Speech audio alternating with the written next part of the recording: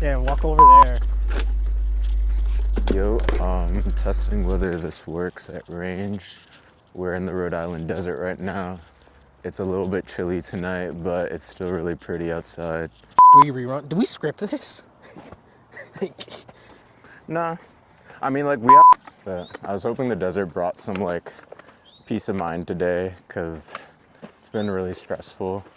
I had my, like, therapy appointment today, and I was just, like, venting with my therapist about how, like, hard this end of the year has been. But it seems like it's really not just me, so, like, I'm kind of glad. I think, like, that is a plus about therapy. Like, you kind of go and, like, you more so get reassurance that, like, you're not going through things alone, and, like, other people are also experiencing the same sadness. Looks like a military man over there. I wonder what he's thinking. Came out to the desert by himself. He's probably just like us. I mean, actually, he's not like us. We have fucking cameras. And wait, what was the light? Like, which color? Like, they switched it to the white one? Hey, that's cool. Yeah. Yeah. It's not, the warm's not really, like, It's not noticeable. bright enough.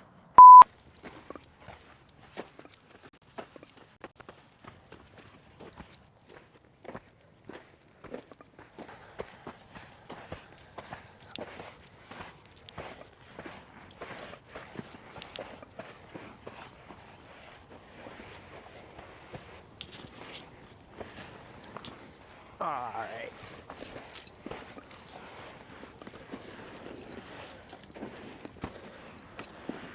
It's hard.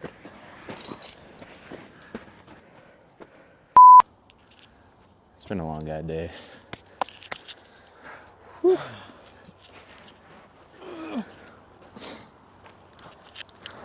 This is nice. Yeah, it is. I wish they could see from, like, my perspective, low-key.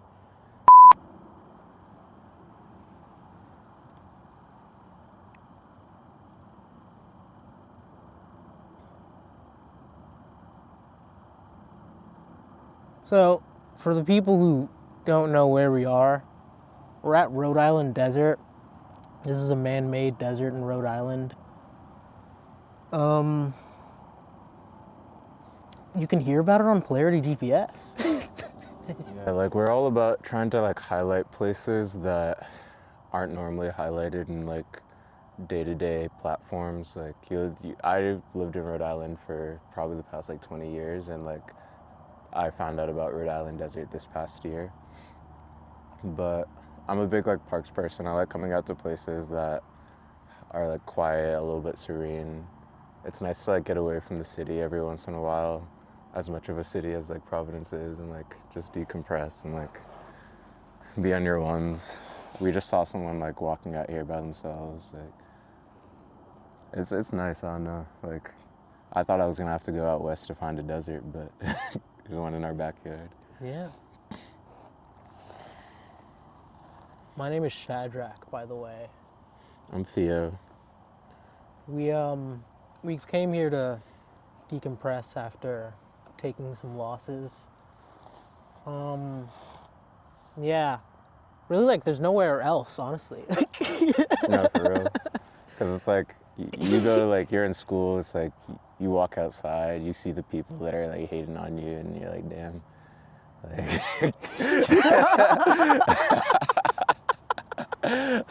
you catch a break, like, you're on your phone, it's like, messages coming in, there's always work to do. But being able to, like, come out to some place like this and just, like, realize that the world's a lot, like, bigger than your problems is, like, so fire. Yeah.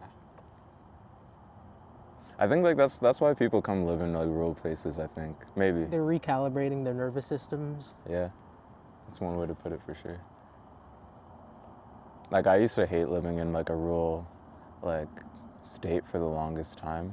I was always like, you know, where are the moves? Like, what do you do here? But, like, the older I get, the more I realize, like, it's nice to go visit a place with moves, but, like, I'm always gonna get overwhelmed at the end of the day. Like, I need a space where I can, like, come back and just, like, be by myself, be with my loved ones, and just, like, recalibrate, like you're saying. Yeah. if you guys want to see more spaces like this, check out Polarity GPS. I mean, also follow this channel so Yeah. I can get off of my air mattress and, you know, Yeah. live a better life. Like, we're going to start chronicling our adventures outside, so follow, or I don't know, like, let me die, like, I guess. No, because it's actually like those are the stakes, like truly. Yeah, I'm co-founder of Polarity Lab, joined Theo's mission about like a year ago. I don't know if you want to give the whole rundown. I guess to me, Polarity Lab is a collective of people that believe in our core research that like the world is a little bit different than what meets the eye. Like we're so used to seeing one version of the world dictated by like the platforms we engage with. Like everyone's been on social media at some point in their lives and has seen like some kind of fabricated version of the world that they live in. True. As soon as I get off Instagram, all of you guys, like all those like ideas of yourselves like, that you guys have, like that dies in my head. Like personally. Exactly. I mean, like I've taken a lot of like breaks off Instagram. I mean, even just the fact we have like digital detox as a thing is just like ridiculous, low key. But like, I grew up for a long time without any kind of like social media, pretty much till like I was like 18, and I guess like came to see the world in a way that I feel like is different than the way a lot of other people see the world around me. Like, I suppose like socials is like somewhat of a lens that you see the world through, but that lens isn't an accurate lens. It's distorted.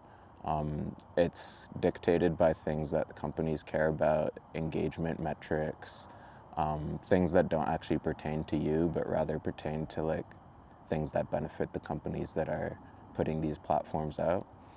And in a way, like that does affect us. We are always going to be changed when we use technology, and I've come to see like a lot of the people around me and even myself be changed in ways by the technology we use. So like being a kid that like grew up without tech and then like transitioning to a place where like tech is like all that I use every single day, like I always am very starkly aware of the difference. And I don't know, like it is something that always kind of like weighs on me heavy. I can't ever like really go through the world without seeing that it's not exactly how I remember it to be, or not exactly how I know it is. Or could be. Or could be, yeah. And like you see people like pining for like more, you know, it's like I see like videos all the time of people talking about like, oh, like, man, I really feel like my,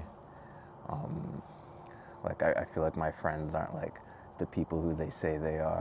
Like you go on socials and you see like crazy friend breakup story times. You'll see like, oh, like I think like my workplace environment always just like, they want me to work all the time. Like they don't really love me. They don't really care for me as a person. And like, I don't know, like maybe it's true. But like underneath that, I see like, I don't know, a desire of people to kind of just like authentically present in the world, and the connect. platforms we have just like don't really sustain that or like help you do that. They kind of do the opposite, no?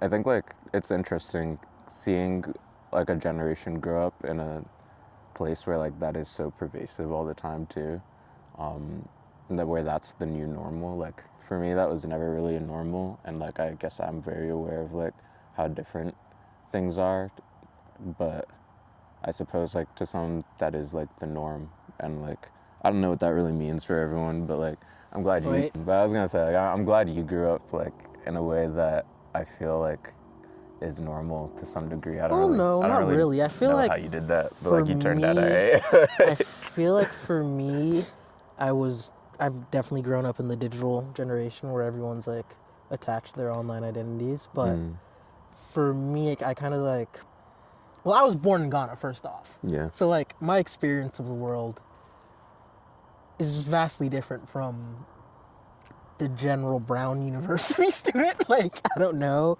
Like, I was born in a village.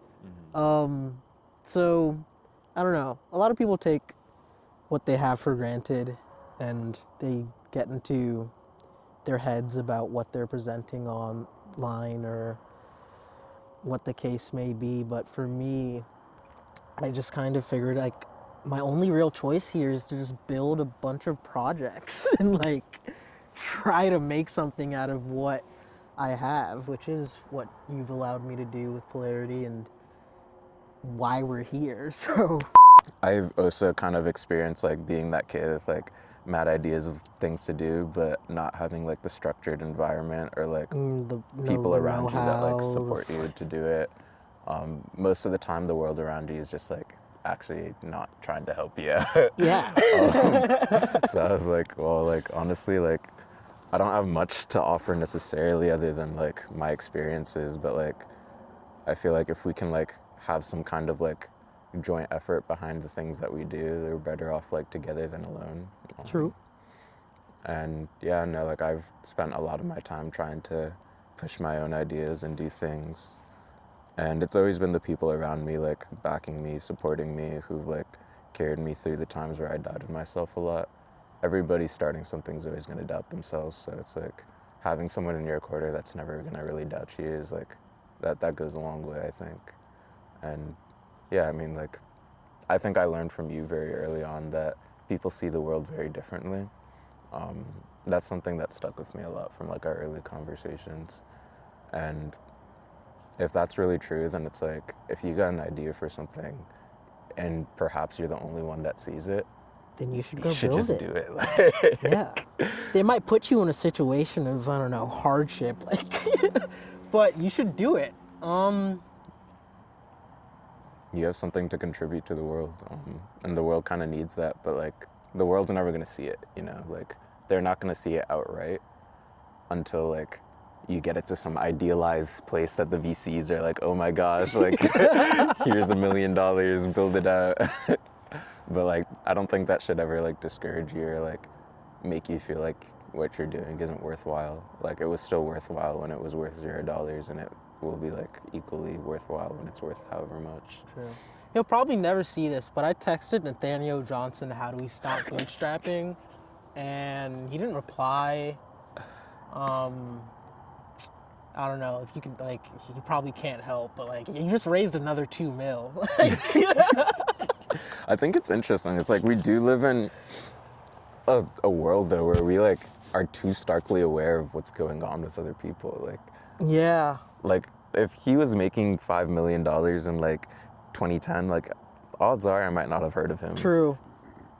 But it's like, it's actually impossible to ignore people now who have like attained a certain level of like social capital. And I think that's weird because like, I don't know, how do you disconnect then? Like, how do you like actually like just like be yourself in that space without having to like always process what's going on with somebody else? Like our minds are so overwhelmed with processing the world around us now because like that was a stimulus that just never existed in my brain like however many years ago. But every day I wake up to like a feed of like 15 new startup founders, like like 10 people starting a new like small business, somebody like picking up a DJI camera for the first time and like making content. It's like, I don't know what to do with all that. And like your brain probably automatically goes to just like ignore and like engage with the stuff that's super engaging, but that's not right either because like that's just the platform training you to engage with like hooks and like weird like short form content hacks, but not actually like care about the content itself. TikTok will keep you on that app. It will. It knows you. Yeah, I was like, it's actually quite strange. It's really weird. I always bring that up as the example of like old Instagram used to let you finish the feed. Like you used to be able to scroll to the bottom of the Instagram feed and it would be like, congrats, you're done for the day. Like get off the app. But I've like, no one's ever seen that in years, bro. Like, man. So, in essence, we're trying to save the world Really that drastic? Like, it does feel that drastic to me. It's not that drastic. I mean, no. It's drastic to the generations that are impaired. I mean, like my generation, Gen Z, probably some of like the millennials. God forbid the generations coming up. I don't know what they're gonna be like. Yeah. But it's a problem, and someone has to do something about it. Everyone's attention span is... It's cooked. I think like technology-mediated disease is something I'm like really interested in. Of like, we're building things that are causing negative impacts to our like brain health at a faster rate than we can like heal them.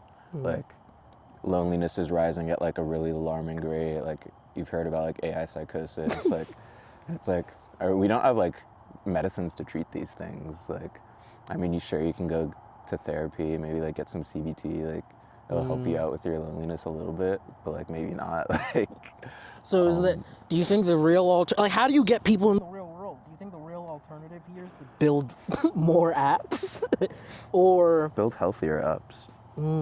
Like, but I don't think apps are the problem. The apps aren't the problem, but the individual using them might be the problem. They can make a problem out of what was not a problem. And that's happened many times. That's very true. I mean, I do think that like... So it's like at the core, like what... It's chicken and egg, right? Like, did the platforms create bad individuals, or did bad individuals create platforms, which then created more bad individuals? Like, if you think about like training AI models, it's like AI models are trained on like internet data, but that's a really skewed part of like the data that exists on humans. But then humans are now learning from AI, which is already a very skewed data set. So then we're just making ourselves more skewed and more like the AI, I suppose, by like engaging with it and learning from it. Boy, that's actually a really good breakdown.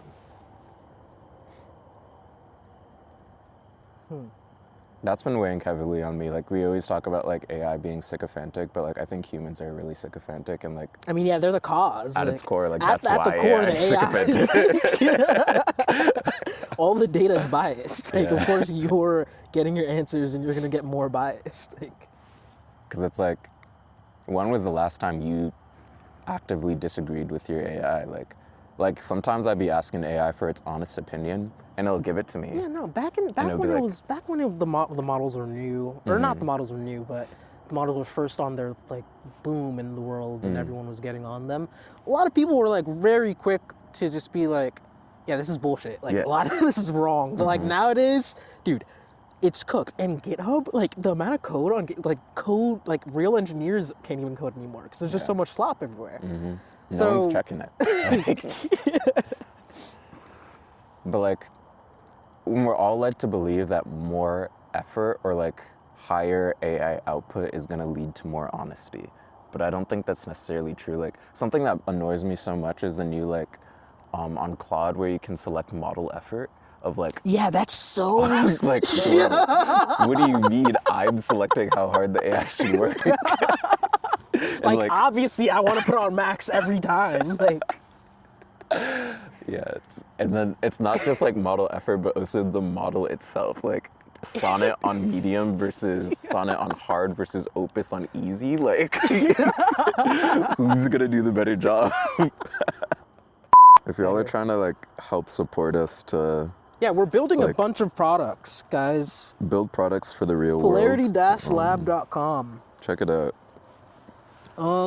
These products, like, unfortunately, like, they're not things that the big companies are interested in building because they're like diametrically opposed to their profits. like. No, but seriously, do you want to talk about Cosmos? Like, do you want to talk about any projects in particular? I mean, like, I would love to. I mean, Cosmos is like, I guess my like baby of a project that like I've been nursing for the past 2 years, and Shadrack's been like trying to push me to drop every single day. But it's invite only now. You can go online. You'll see a wait list. When it drops, if you're on the wait list, you'll get an invite code. If not, better luck next time, I guess. Yeah, the core of Cosmos comes from like a problem that I was trying to solve for myself of forgetting. Humans forget that's kind of just the nature of humanity. Like, you know, your memory of your childhood is slowly fading away, and like that's going to be gone eventually, and maybe just summarized into like a few short stories. Like, I also think it's really weird how like our memories are being impacted by technology. Like, I remember a lot of things by the photos I take, but not necessarily the memories of the actual things that I did, which is strange. So, I mean, maybe that's just me. Maybe my brain's fried. But forgetting is like something that I think like is very human, but also is the cause of a lot of our inability to like reflect on our own actions and become better. I think metacognition is the way that like humans do evolve. It's the way that we've always been like improving over time. But our ability to actually do metacognition is becoming worse and worse, because like, when was the last time you journaled? When was the last time you went to a therapist? When was the last time you had like a real convo with your friend that allowed you to reflect on your own like habits? And like, yeah, most people are just like in their bedrooms doom scrolling. So it's like, you haven't actually reflected on yourself in a long time, and you're slowly forgetting the things that you're doing over time. So you're getting into a place where you're just a very like passive actor in the world, which I think is probably like the most dangerous type of person to be, because like then the things that you do, just like you just do them, and like, I don't know, I didn't want to be that kind of a person. Like, I feel like I like look back on my own life, and like I would often lead my life in a way where like I could go around places and just like restart, because like I was always aware that like I would just forget about whatever was happening before. Like, I moved around a lot. I would travel a lot, go to different places where like no one knew me where I was going, so I could just be whoever I wanted to be. Damn. But like, I think that inherently was like, Wait, would you be like out lying, like just to nah, like test the waters? I never be lying, but like, it did just like, Lying at the function to see how far you can get. it did make me aware that like, oh, like no one really knows anything about you until you share about yourself. True. So then like, I just became a person that like, I guess, shared what I wanted to share with people, which is bad, because then you don't engage with people deep enough to like reflect on yourself and like have those conversations that change you. And it wasn't until like I started to like meet people in my life that allowed me to like break out of that shell and like actually like have deep conversations with them. But yeah, I mean, I built Cosmos to be kind of your companion for the doom scrolling hell that you're probably in. Like I can't like get you a friend that will help you like reflect on yourself, but like I can give you a really good mirror that will like allow you to see yourself a little bit better. And that's what Cosmos is. It's a reflective AI that allows Reflective you technology, to, guys. yeah, that's our niche, I guess. It allows you to see yourself clearly. You just talk, and it maps the connections that are formed from the conversations that you have with it, whether it's the person that you're in a relationship with leading to some kind of loneliness cycle that you have, and like helping you to understand why that the person makes you feel that way. Trying to put you back in the driver's seat of your own data. Like, your brain is your data source, and companies have that already. Like, TikTok is marketing TikTok shop products to you before you get on the app. Like, I'll open the app and they know exactly what I want, like, as soon as I open it. So it's like, this is not novel. Like, you know, like, they got this data. I'm just trying to give it back to you. Who cares, dude? Like, bro, Siri is definitely listening 24/7. Yeah. Like, people have proven it. And it's like, it just doesn't matter. Like, they'll just go on with their days, because like, I mean, I'm one of those people, admittedly, because I just go on living with the idea that whoever wants my data already has it. They already at got this it, yeah. point. So, yeah, like, yeah, I mean, you might as well hold it yourself too. Like, like at least get to know what they know, so you can do something about your own life, or like impact yourself in a positive way. Don't let yourself just be like a slave to marketing campaigns. And I feel like what's unique with our lab products is in every product, we're trying to give data back, and we're trying to decentralize crazy amounts of data that been taken away from people. Mm-hmm. Because, I mean, I don't know, average person might not really care, but like someone might be interested in like their metrics and how they move on the internet, and it might help them learn about themselves, or it might help them reflect on their decisions and their habits, and help them make better decisions and form better habits. I mean, like, I think we all want to make better decisions. I mean, some people are there for the plot. I can't lie. Some people don't want to make some people don't want to make better decisions, but like, this is not for you, I guess. Like, you can't get everyone with the products. But like, yeah, if you want to like evolve and better yourself, like, I mean, that's what we're here for.